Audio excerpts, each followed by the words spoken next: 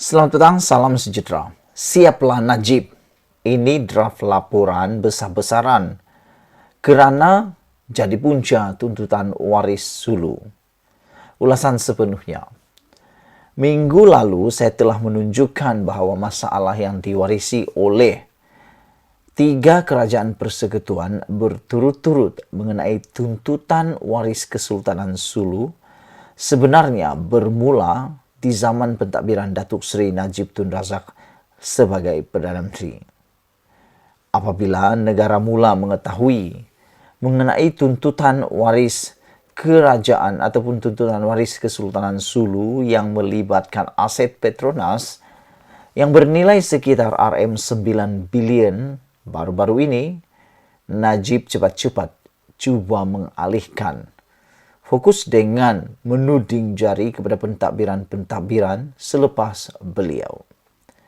Sedangkan kertas timbang tara secara jelas menunjukkan bahawa fakta notis tuntutan itu telah disampaikan kepada pentadbiran beliau bertarikh 2 November 2017.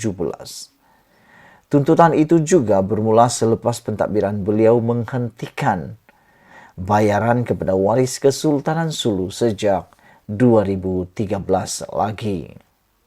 Oleh itu, saya berpendapat wajarlah Najib turut mengambil tanggungjawab atas kegagalan dan kecuaiannya semasa menjadi Perdana Menteri di antara tahun 2013 hingga 2017 yang membawa kepada tuntutan waris Kesultanan Sulu yang kini dibebankan kepada setiap pentadbiran kerajaan persekutuan selepas beliau. Undang-undang memperuntukkan bahawa rakyat boleh mengambil tindakan undang-undang sama ada di bawah kanun jenayah, penal code atau tindakan saman sivil terhadap mana-mana pejabat awam yang telah cuai dalam menjalankan tugas awam. Dalam kes ini, kecuaian Najib semasa menjadi Perdana Menteri telah mendedahkan negara kepada tuntutan aset sebanyak RM67.5 bilion. Dengan ini, saya telah meminta cabang-cabang dan pemimpin keadilan seluruh negara untuk membuat laporan polis terhadap Najib Razak semasa menjadi Perdana Menteri sehingga membawa kepada tuntutan waris itu. Saya juga memanjangkan jemputan kepada aktivis Akar Umbi, Amanah dan DAP di seluruh negara untuk sama-sama dengan keadilan menyertai siri laporan polis tersebut. Maklumat dan panduan mengenai laporan polis adalah seperti berikut. Tarikh Selasa, hari Selasa dipilih untuk mengingatkan Najib janjinya untuk menyaman Wall Street Journal mengenai skandal 1MDB pada hari Selasa tetapi tidak pernah berlaku. Tuntutan ini berlaku ekoran keputusan pentadbiran Datuk Seri Najib Tun Razak untuk menghentikan bayaran tahunan kepada waris Kesultanan Sulu seperti kehendak perjanjian dalam tahun 2013. Sepatutnya, sekiranya beliau tidak cuai dalam menjalankan tugas sebagai Perdana Menteri, beliau telah memastikan semua langkah diambil untuk menghalang dan menangani tindakan undang-undang susulan setelah bayaran itu dihentikan. Keputusan itu mencetuskan langkah balas waris Kesultanan Sulu yang memulakan tindakan saman di peringkat antarabangsa kepada Kerajaan Malaysia. Notis tuntutan saman atau notis tindakan saman yang telah dihantar kepada pentadbiran beliau pada 2 November 2017 semasa Datuk Seri Najib menjadi Perdana Menteri. Sebagai rakyat Malaysia, saya meminta supaya pihak berkuasa menyiasat Datuk Seri Najib di bawah peruntukan kanun jenayah sedia ada, iaitu Akta 574 dan peraturan yang mengikat seorang pejabat awam semasa dalam perkhidmatan, seperti Perkara 132 Perkhidmatan Awam dan Peraturan-Peraturan Pegawai Awam, Kelakuan dan Tertib 1993 di bawah Perlembagaan Persekutuan untuk menentukan unsur-unsur kecuaian yang dilakukan Datuk Seri Najib mengenangani isu itu. Saya berharap laporan ini membolehkan kertas siasatan dibuka untuk memastikan Penjawat awam menjalankan tugas dengan penuh teliti dan tanpa kecuaian yang boleh merugikan rakyat dan negara. Saya membuat laporan ini demi menjalankan tanggung jawab sivil saya sebagai seorang rakyat. Saya sendiri akan membuat laporan polis di Balai Polis Setiawangsa bersama-sama YB, Nik Nazmi Nik Ahmad, Ahli Parlimen Setiawangsa jam 11 pagi esok, yaitu Selasa hari ini.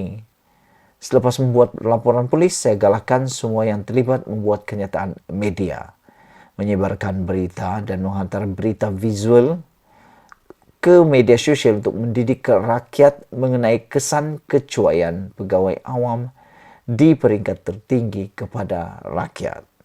Ditulis oleh Rafizi Ramli, Timbalan Presiden PKR, 18 Julai. Sekian isu hangat petang ini. Jangan lupa tinggalkan komen Anda, tekan butang subscribe, dan kita jumpa lagi. Bye-bye. Selamat petang, salam sejahtera. Terima kasih karena bersama dengan saya di Nazilin YouTube Channel. Petang ini kita nak ulas tentang pendedahan yang luar biasa yang telah dibawakan oleh Ahmad Maslan baru-baru ini berkaitan dengan keputusan ROS. Ahmad Maslan dalam keputusan yang terkini mendedahkan bahwa ROS belum memberikan kata putus muktamad tentang pindaan perlembagaan UMNO diluluskan atau ditolak. Ahmad Maslan mengatakan bahwa ada beberapa dokumen tambahan diminta oleh ROS. Persoalannya, ROS perlu dokumen tambahan, UMNO cuai. Berdasarkan kenyataan Setiausaha Agung UMNO, Ahmad Maslan semalam, adalah jelas Jabatan Pendaftaran Pertubuhan atau ROS memerlukan lebih banyak masa lagi sebelum dapat memutuskan sama ada pindaan perlembagaan parti itu diluluskan atau sebaliknya. Ini karena surat yang dihantar UMNO kepada ROS sebelum ini didapati tidak lengkap dan jabatan itu memerlukan dokumen tambahan sebagai sokongan. Untuk itu, ROS telah meminta dokumen berkenan daripada UMNO dan parti itu telah menghantar 8 dokumen tambahan sebagaimana diminta. Menurut Ahmad Maslan yang juga ahli Parlimen Pontian itu, tambahan masa itu perlu diberikan untuk membolehkan ROS meneliti dokumen tambahan yang telah diberikan. Oleh kerana permohonan ROS yang meminta sebanyak 8 jenis dokumen tambahan, maka itu dianggap sebagai tambahan masa sebelum mereka memberikan maklum balas, kata Ahmad Maslan lagi. Kita berilah sedikit masa kepada ROS, mungkin seminggu 2 lagi, tambah Ahmad Maslan lagi. Dalam hal ini ternampak bahwa surat permohonan UMNO kepada ROS berhubung cadangan pindaan itu adalah cacat dan tidak lengkap. Lantaran tidak lengkap itulah menyebabkan ROS memerlukan dokumen tambahan daripada UMNO. Persoalannya, jika permohonan UMNO lengkap dan sempurna, sudah pasti tiada masalah untuk ROS meluluskannya. Kenapa ini berlaku? Ahmad Maslan yang tidak teliti dalam mengemukakan surat permohonan kepada ROS atau sememangnya ada peraturan tertentu dilanggar UMNO. Apakah UMNO berharap oleh kerana UMNO sudah jadi kerajaan dan pemimpinnya memegang jawatan Perdana Menteri, permohonannya mesti diluluskan walau ada peraturan tidak dipatuhi?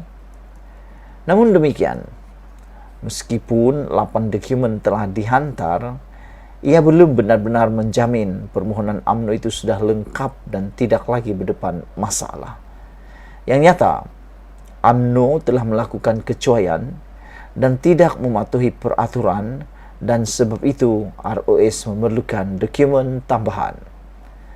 Apabila dokumen tambahan diminta, masa juga diperlukan untuk meneliti sama ada boleh diluluskan atau tidak. Makna kata, kalau permohonan itu selepas ini tidak diluluskan, ia bukanlah salah ROS, tetapi memang salah UMNO sendiri. Sekian isu hangat petang ini. Jangan lupa tinggalkan komen Anda, tekan butang subscribe, dan kita jumpa lagi. Bye-bye.